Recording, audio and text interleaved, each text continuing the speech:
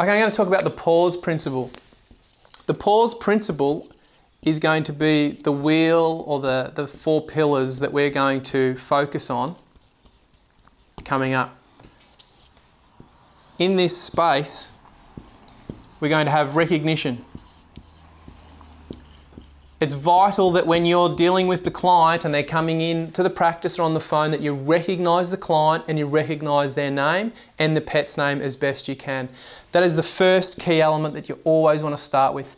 If you start strong with the recognition, the relationship will go in a better direction in most cases. The next step is communication. It's critical that you don't make any assumptions as to what's going on. Don't let the client diagnose their pet over the phone or tell you what's going on, because they're going to overestimate or underestimate what's going on. You need to communicate effectively with them.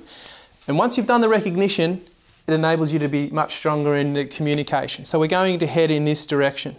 This is a below the line and this is above the line. Above the line is then the education. Based on what they've told you, based on what they've given you in the communication space, you can then educate them on what you think is going to be the best outcome for them. And then the decision is left up to them.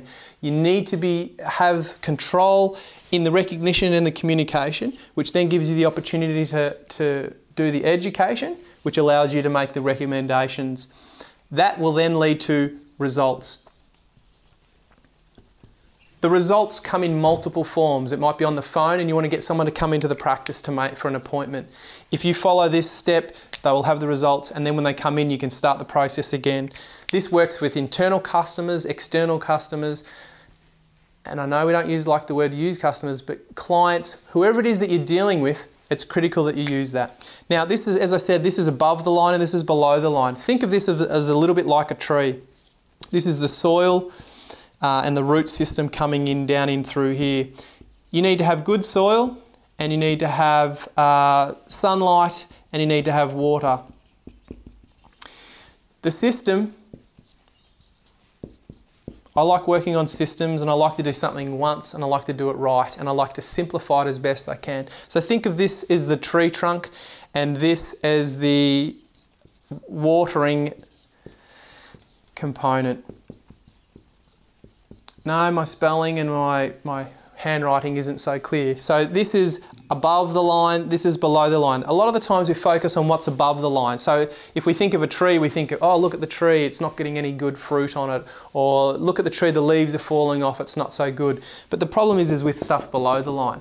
If your clients are not doing the things that you want them to do, or they're not addressing you in the way that you expect them to be, you need to have a look at what's going on below the line. Are you recognising them and are you communicating with them? Or are you just going straight to the appointment? Because if you're just going straight to the appointment, they're going to not have much, there's not going to be a lot of fruit bearing from that.